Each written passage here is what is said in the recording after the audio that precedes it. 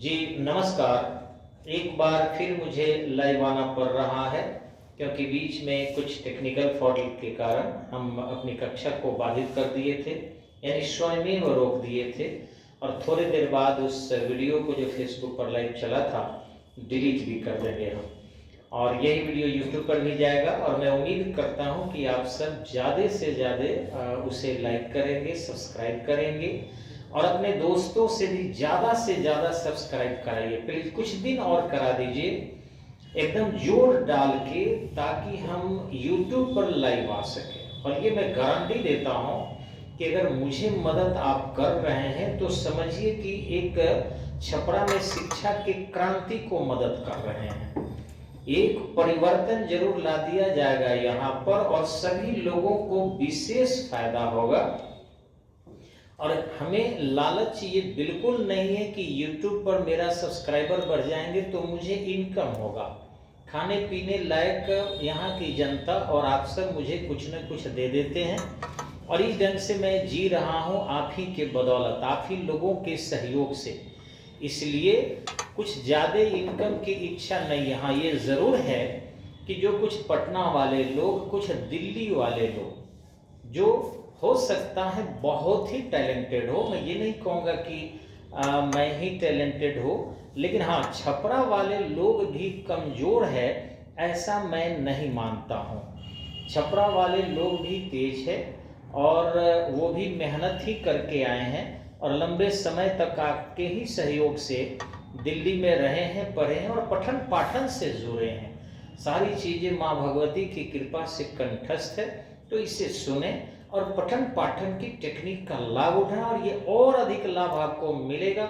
बस हमें YouTube पर लाइव आने तक थोड़ा सा हेल्प कर दीजिए, यानी सबको कहकर अपने संबंधी को, मित्र को, हॉस्टल में कुछ बच्चे हो तो कि ताकि 1000 सब्सक्राइबर पहुंचा दीजिए। इनकम 3000 के बाद होता है। लाइव हमने देखा है कि 3000 सब्सक्राइबर होंगे तो इनकम होगा और 3000 से कम है तो लाइव चला सकते हैं। तो मुझे अभी लाइव चलाना ज़रूरी है और मैं उसके लिए आपको अपनी कुछ अनुभव को शेयर कर रहा हूँ।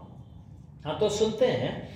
इंडियन कॉन्स्टिट्यूशन में कुल मूल संविधान में 8 अनुसूचियाँ थी और वर्तमान में अनुसूचियाँ बढ़कर 12 हो गई है। अब ये 8 अनुसूचियाँ जो है और 12 जो है, इसको हम लोग क्रम करके सुनते हैं क्रमशः।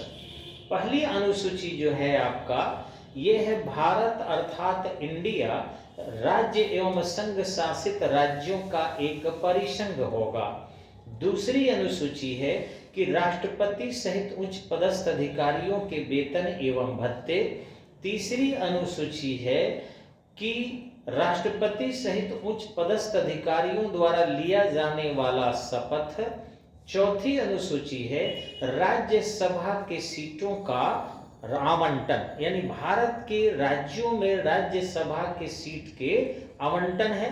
ठीक इसी ढंग से पांचवी है शेड्यूल कास्ट शेड्यूल ट्राइब के लिए विशेष उपबंध। छठी है असम मेघालय मिजोरम त्रिपुरा, असम मेघालय मिजोरम त्रिपुरा के शेड्यूल ट्राइब के लिए विशेष उपबंध है। सातवीं में है संघ सूची, राज्य सूची, समवर्ती सूची। आठवीं में 22 भाषाएं हैं। नवीं में जमींदारी उन्मूलन है। 10वीं में दल बदल है। 11वीं ग्राम पंचायत है और 12वीं में नगर पालिका है। अब फिर से थोड़ा उल्टा देखते हैं। 12वीं में नगर पालिका, 11वीं में ग्राम पंचायत, 10वीं में दल बदल, 9वीं में जमींदारी का नहीं होना, 8वीं में 22 भाषा, 7वीं में समवर्ती सूची, संघ सूची, राज्य सूची।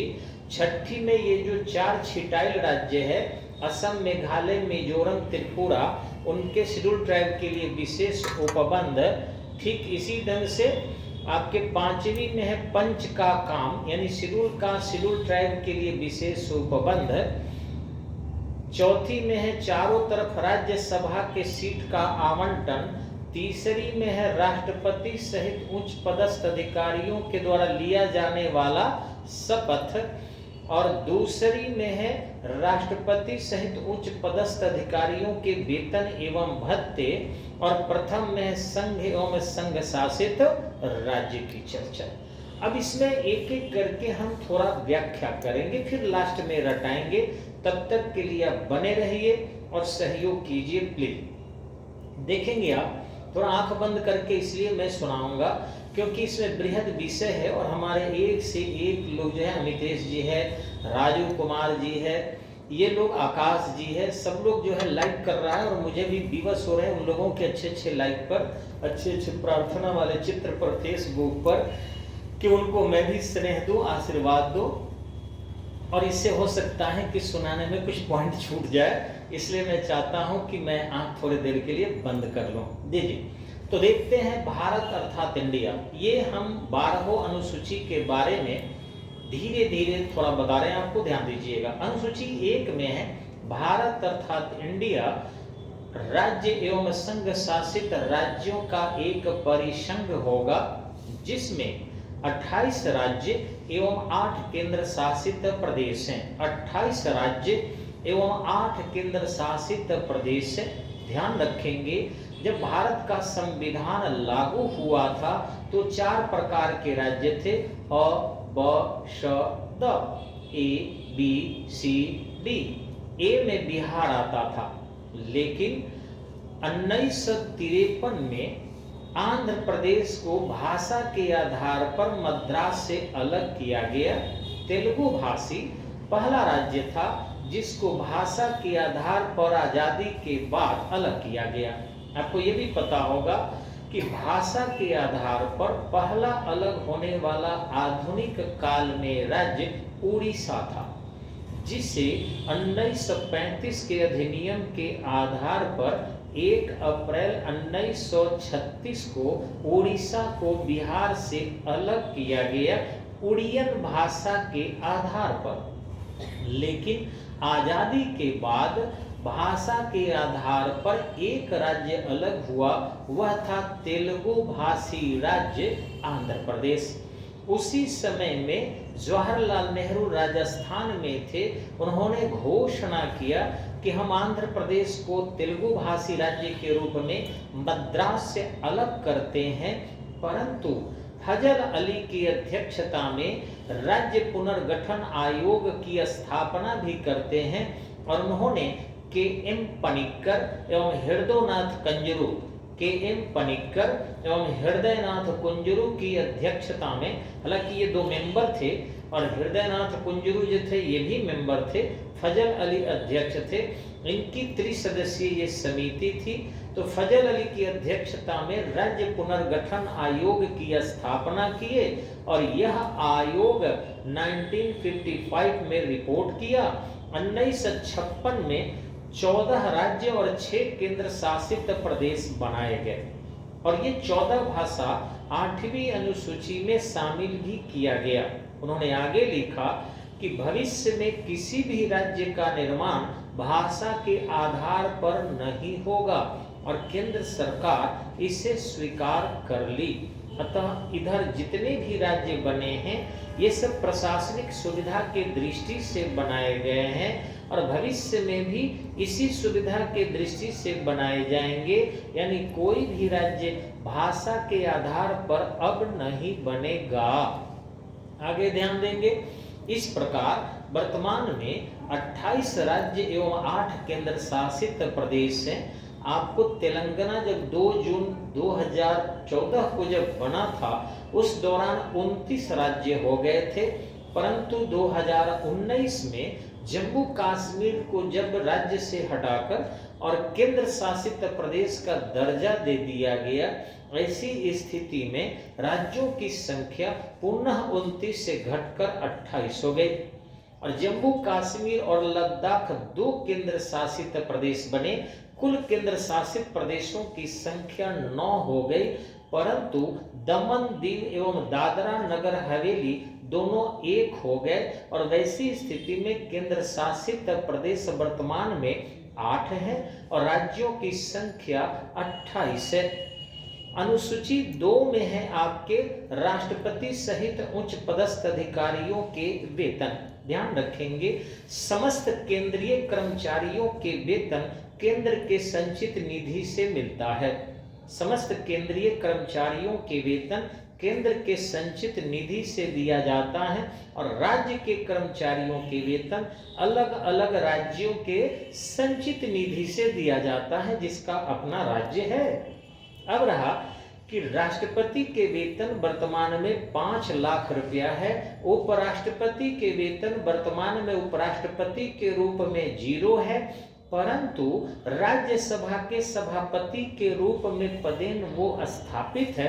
अतः भारतीय संविधान के अनुच्छेद 97 के अंतर्गत उनका वेतन 4 लाख रुपया मासिक है। राज्य के राज्यपाल के वेतन राज्य के संचित निधि से दिया जाता है, अतः उनका वेतन 3,50,000 रुपया है। तो इस तरीके से समस्त लोगों के वेतन जो संसद के द्वारा तय किया जाता है, राज्य भी राज्य कर्मचारियों की तय करती है। इस तरीके से उस वेतन को संचित निधि से प्रदान किया जाता है और अभी न्यूनतम वेतन 18,000 रुपया रखा गया है।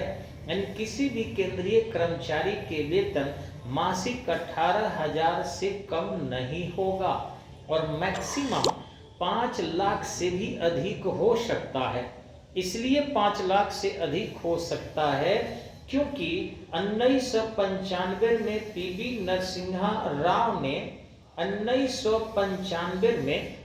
नरसिम्हा राव ने ये कानून बना दिया था कि भारत के अन्य लोग भी राष्ट्रपति से अधिक वेतन प्राप्त कर सकते हैं।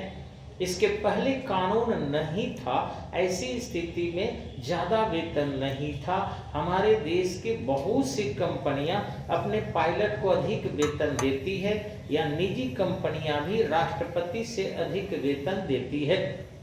तीसरा में है कि राष्ट्रपति सहित उच्च पदस्थ अधिकारियों द्वारा लिया जाने वाला शपथ। भारत के राष्ट्रपति चीफ जस्टिस ऑफ इंडिया से शपथ लेता है। भारत के उपराष्ट्रपति भारत के राष्ट्रपति से शपथ लेते हैं। Chief justice of India Bharat के राष्ट्रपति से शपथ लेता है और राष्ट्रपति चीफ जस्टिस ऑफ इंडिया से शपथ लेते हैं। भारत के प्रधानमंत्री भारत के राष्ट्रपति से शपथ लेते हैं। समस्त केंद्रीय मंत्री केंद्र सरकार के अथवा राज्य मंत्री केंद्र सरकार के ये राष्ट्रपति से शपथ लेते हैं।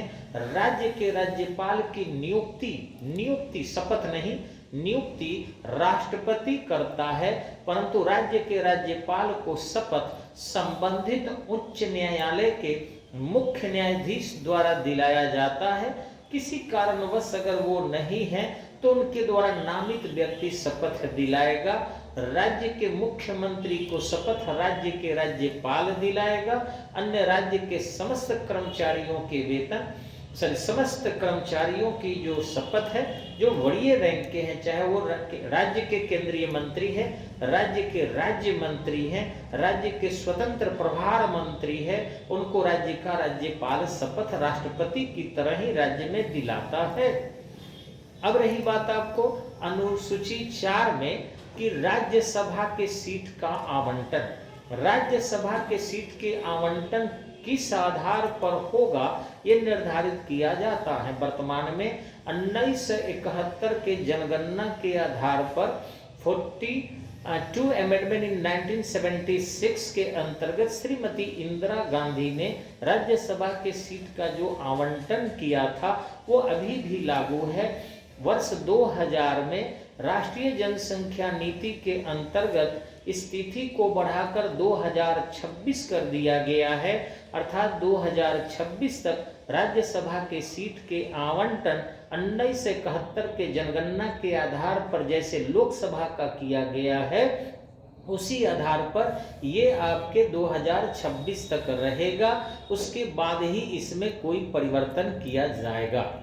अनुसूची 5 में है आपका पंच का काम यानी शेड्यूल ट्राइब के लिए विशेष उपबंध। आपको पता है कि राज्य के राज्यपाल प्रत्येक कमिश्नरी के कमिश्नर से शेड्यूल ट्राइब के बारे में प्रति संध्या रिपोर्ट लेता है। और वो रिपोर्ट राज्य के राज्यपाल को देता है और राज्य के राज्यपाल प्रतिदिन यह रिपोर्ट राष्ट्रपति को संप्रेषित कर देते हैं, जिससे किसी भी शेड्यूल ट्राइब को सामाजिक स्तर पर, आर्थिक स्तर पर किसी भी तरीके से उनको कोई दबाने का प्रयास न करे। ये ऑलरेडी जो है इसकी व्यवस्था की गई है। अब रही बात अनुसूची 6 में, तो जो असम, मेघालय, मिजोरम, त्रिपुरा, ये 4 राज्य जो नॉर्थ ईस्ट 7 राज्य हैं या 8 राज्य है, उसमें असम, मेघालय, मिजोरम, त्रिपुरा, इन 4 राज्यों के शेड्यूल ट्राइब के विशेष उपबंध किए गए हैं। वहां पर एक प्रत्येक जिला स्तर पर 20 से अनधिक जिला समिति का निर्माण होगा, यानी 20 से अधिक सदस्य नहीं होंगे। 5 सदस्य उस जिला से बाहर के होंगे और वो राय देंगे कि उनका विकास किस तरीके से किया जाएगा। इस आधार पर वहां के जो डिस्ट्रिक्ट मजिस्ट्रेट है निर्णय लेंगे और तत्पश्चात वो विकास जो है वहां करेंगे। इसके बाद हम चलते हैं 7वीं अनुसूची में। तो भारत के संविधान के 7वीं अनुसूची, जिसको हम शॉर्ट में समवर्ती सूची कहते हैं, इसमें 3 सूचियां हैं: संघ सूची, राज्य सूची, समवर्ती सूची। 1919 के मॉन्टेगू चेम्सफोर्ड सुधार के अंतर्गत विषयों का वर्गीकरण प्रथम बार किया गया था। 1935 में पुनः विषयों का वर्गीकरण कर केंद्रीय विषय और राज्य के विषय सुस्पष्ट कर दिए गए।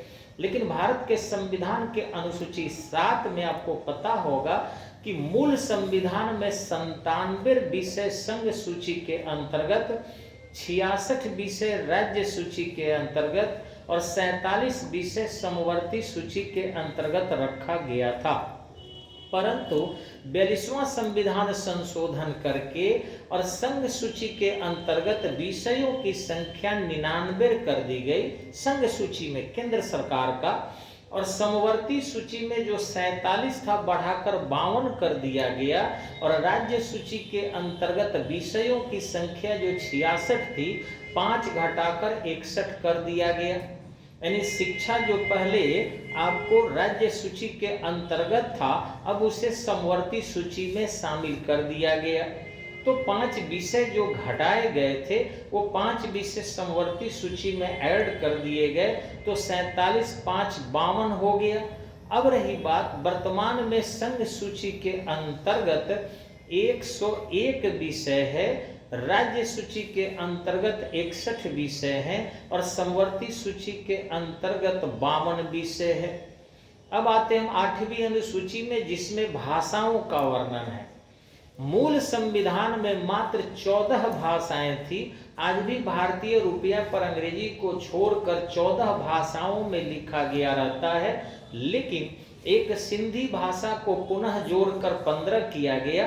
बाद में 3 भाषा इसमें और जोड़े गए और 18 किए गए, और वर्तमान में इसमें कुल भाषाओं की संख्या 22 है। अब रही बात आपको 9वीं अनुसूची। तो भारत के संविधान में ये 8 अनुसूचियां ही थी। 1951 में प्रथम संविधान संशोधन करके 9वीं अनुसूची का विकास किया गया। 9वीं अनुसूची में मूलतः जमींदारी उन्मूलन से संबंधित प्रावधान किए गए। चूंकि भारत के संविधान में वर्णित है न्यायिक पुनर्विलोकन की सर्वोच्च न्यायालय की शक्ति। अब ध्यान देंगे कि संसद यदि किसी ऐसे विषय में संशोधन करती है जो संविधान के मूल ढांचा को परिवर्तित कर देता है, ऐसी स्थिति में सर्वोच्च न्यायालय न्यायिक पुनर्विलोकन शक्ति का प्रयोग करके और फिर संविधान के मूल ढांचा को बरकरार रखेगी, क्योंकि संविधान के रक्षण, प्रतिरक्षण और संरक्षण की शपथ लेती है। ऐसी स्थिति में जो भी विधि किसी भी तरीके से संविधान के मूल ढांचे को परिवर्तित कर रही हो, सर्वोच्च न्यायालय उसे शून्य कर सकता है। और इसी उद्देश्य से जो है ये न्यायिक पुनर्विलोकन की शक्ति थी। अतः बचने के लिए संसद ने 9वीं अनुसूची का विकास किया, ताकि कोई भी संशोधन करके 9वीं अनुसूची में डाल दो तो न्यायिक पुनर्विलोकन की शक्ति से हम बच जाएंगे। और हुआ भी 24वां संविधान संशोधन श्रीमती इंदिरा गांधी ने 1971 में किया और कहा कि संविधान के किसी भी भाग में हम संशोधन कर सकते हैं। और इसी आधार पर उन्होंने स्वर्ण सिंह समिति का गठन किया और उनके रिपोर्ट के आधार पर 42वां संविधान संशोधन 1976 किया। इस संशोधन में उन्होंने मूल कर्तव्य को भी लेकर 10 डाल दिया। रूस से हालांकि 8 ही लिया गया था, 10 मूल कर्तव्य डाल दिया और भाग 4 को जो अनुच्छेद 51 क के रूप में था, जिसको राज्य का नीति निर्देशक तत्व कहते हैं, उसमें 10 मूल कर्तव्य को डाल दिया। वर्तमान में मूल कर्तव्य को 86वां संविधान संशोधन 2002 के अंतर्गत एक और अपने बच्चों को स्कूल भेजे जाने का प्रावधान जो है डाल दिया गया। तो ये एक 11वीं कर्तव्य के रूप में जुड़ गया और बाद में मूल अधिकार अनुच्छेद 21 क में भी उसको शामिल किया गया। जो भी है, तो इस ढंग से संविधान के प्रस्तावना में भी श्रीमती इंदिरा गांधी ने चेंज कर दिया और पंथ निरपेक्ष, एकता और अखंडता जैसे शब्द भी प्रस्तावना में डाल दिया। इसको देखते हुए 1980 में मिनर्वा मिल्स बनाम भारत राज्य संघ का जो निर्णय आया, सर्वोच्च न्यायालय ने कहा कि न्यायिक पुनर्विलोकन की शक्ति हमारे पास है और यदि कोई विषय संविधान के मूल ढांचा का उल्लंघन करती है तो हम किसी भी भाग को शून्य कर सकते हैं। केंद्र सरकार ने पूछा कि न्यायिक पुनर्विलोकन की शक्ति कहां कहां है, इस पर सुस्पष्टतः जो है आया। सर्वोच्च न्यायालय ने कहा हम समय समय पर बताएंगे कि संविधान का मूल ढांचा क्या है, क्योंकि एक बार अगर बता दें तो ये संसद सदस्य क्या होते हैं और किस तरीके से कर सकते हैं आपको पता ही होगा। ध्यान रखेंगे कि संविधान में संशोधन कभी भी संघ सरकार ही करती है, संसद ही करती है। राज्य सरकार को अनुच्छेद 368 के अंतर्गत कोई भी अमेंडमेंट करने का हक नहीं होता है। अब रही बात कि लगातार लोग इतना न संशोधन कर दिया कि नवी अनुसूची में 288 विषय डाल दिए गए, 288 सब्जेक्ट इन 9 शेड्यूल। अब इसको देखकर सर्वोच्च न्यायालय परेशान हो गया और उसने सुस्पष्टतः 2008 में कानून बना दिया कि 1971 के बाद से, ध्यान से सुनेंगे, 1971 के बाद से कोई भी संशोधन यदि करके और नवी अनुसूची में शामिल किया गया है तो उसे सर्वोच्च न्यायालय उसमें भी न्यायिक पुनर्विलोकन शक्ति का प्रयोग करेगा और यदि वो ढांचा को थोड़ा भी परिवर्तित कर रहा हो तो इस विधि को शून्य कर देगा।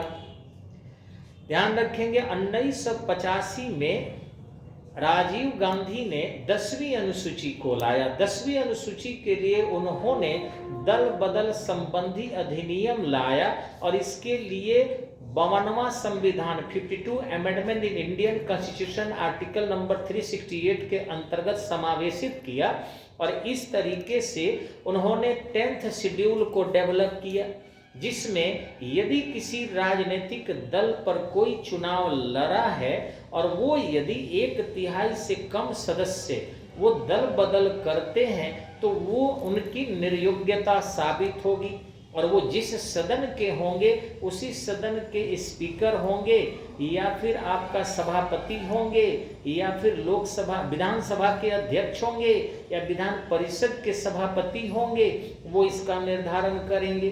बाद में इसे श्री अटल बिहारी वाजपेयी ने परिवर्तित कर दिया और कहा कि 2/3 से यदि कोई हटता है तब दल बदल संबंधी कानून मान्य होगा, अन्यथा उसका उल्लंघन होगा। तो ये 10वीं अनुसूची में डाला गया। 11वीं अनुसूची ग्राम पंचायत से संबंधित है, जो आपके 73वें संविधान संशोधन 1992 के अंतर्गत समावेशित किया गया। और ध्यान से सुनेंगे कि सबसे पहले 1948 में ग्राम पंचायत को स्थापित करने के लिए महात्मा गांधी ने कहा था। 1959 में राजस्थान के नागौर में ग्राम पंचायत को स्थापित किया गया अशोक मेहता समिति, बलवंत राय मेहता समिति के सिफारिशों के आधार पर राजीव गांधी भी ग्राम पंचायत अधिनियम को संशोधन करना चाहे, लेकिन हुआ नहीं। 1992 में पीवी नरसिम्हा राव भारत के प्रधानमंत्री थे। उन्होंने 73वां संविधान संशोधन करके एक 11वीं अनुसूची को डेवलप किया, जिसमें कुल 29 सब्जेक्ट को डाला और उन्होंने यह स्पष्ट कर दिया कि 20 लाख से अधिक आबादी वाले राज्यों में त्रिस्तरीय ग्राम पंचायत और 20 लाख से कम आबादी वाले राज्यों में द्विस्तरीय ग्राम पंचायत का सृजन किया जाएगा। और इस तरीके से एक ग्राम पंचायत का सृजन 11वीं अनुसूची में, जिसमें ग्रामीण क्षेत्र में सड़क का निर्माण, कुएं का सफाई, कुएं की घेराबंदी, ठीक इसी ढंग से लोगों के बैठकों का निर्माण, हाट बाजार का निर्माण, पार्क का निर्माण, बच्चों के खेलकूद का निर्माण, छठ घाट की घेराबंदी, कब्रिस्तान की घेराबंदी, ये सारे विषय जो है उनके अंतर्गत ग्राम पंचायत के अंतर्गत डाला गया।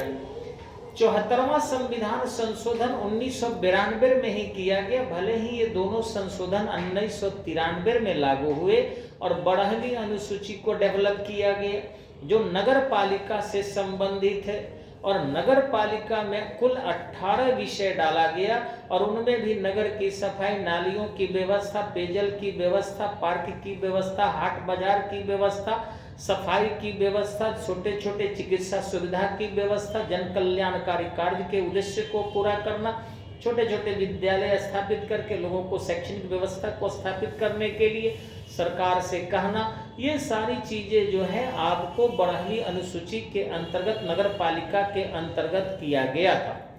और इस प्रकार इन 18 सब्जेक्ट के अंतर्गत नगर पालिका का गठन 74वें संविधान संशोधन 1992 के अंतर्गत 1993 में जो है इम्प्लीमेंट किया गया। अब फिर थोड़ा सा शॉर्ट में मैं बता दूं जिससे आप याद कर जाएं एक बार में। ये तो थोड़ा सा हल्का व्याख्यात्मक हुआ, इससे ज्यादा व्याख्या करेंगे तो थोड़ा सा भास्ट हो जाएगा। प्रारंभिक परीक्षा के लिए इतना काफी है। लेकिन फिर से एक बार देखेंगे, पहली अनुसूची में देश और राज्य की चर्चा, दूसरा वेतन, तीसरा शपथ, चौथा राज्यसभा के सीट, पांचवा पंच का काम, छठा छिटाई राज, सातवां समवर्ती सूची, आठवां 18 भाषा अब 22 हो गया है, नौवां जमींदारी का नहीं होना, 10वां दल बदल, 11 ग्राम पंचायत, 12 नगर पंचायत। फिर से सुन ले, 12 नगर पंचायत, 11 ग्राम पंचायत, 10वां दल बदल, 9वां जमींदारी का नहीं होना, 8वां 18 भाषा अब 22 हो गया है, 7वां समवर्ती सूची, हालांकि तीनों सूची है लेकिन रटने के लिए, 6ठा छिटाइल राज्य, अरे वही असम, मेघालय, मिजोरम, त्रिपुरा, 5वां पंच का काम माने शेड्यूल ट्राइब के लिए विशेष उपबंध, चौथा चारों तरफ राज्यसभा के सीट का आवंटन,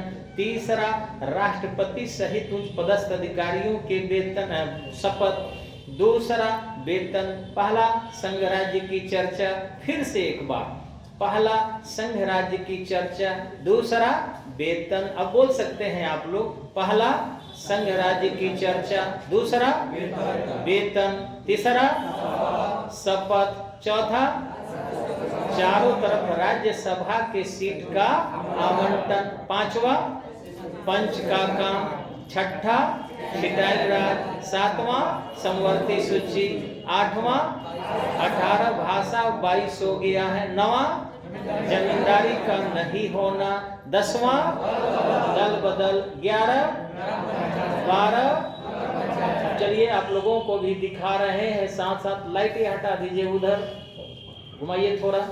हाँ चलिए अब बताएंगे पहला हाँ संघ राज्य एवं राज्य की चर्चा, दूसरा वेतन, दूसरा वेतन, तीसरा शपथ, तीसरा चौथा राज्यसभा की सीट का आवंटन, चौथा, 5वां पंच का काम पांचवा, छठा क्षेत्रालय राज्य में कौन कौन?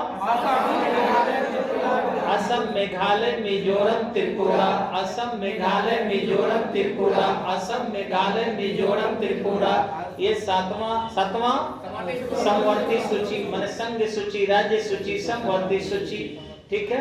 और आठवां 18 भाषा, 22 नवा जमींदारी का नहीं होना, नवा 10वां 11 ग्राम पंचायत, 11 12 नगर पंचायत, 12 उल्टा सुना दीजिए, 12 नगर पंचायत, 11 ग्राम पंचायत, 10वां दल बदल, 10वां 9वां जमींदारी का नहीं होना, 8वां 18 भाषा 22 हो गया है, 7वां समवर्ती सूची, 7वां जी, छठा क्षेत्रालय राज्य, छठा और 5वां पंच का काम, 5वां चौथा राज्यसभा की सीट का आवंटन, तीसरा शपथ, दूसरा और पहला राज्यों की चर्चा। तो धन्यवाद। आते हैं फिर हम लोग अगले कक्षा के लिए अगले वीडियो में। धन्यवाद, नमस्कार, जय हिंद, जय भारत। इसे भी थोड़ा सा देख लीजिए।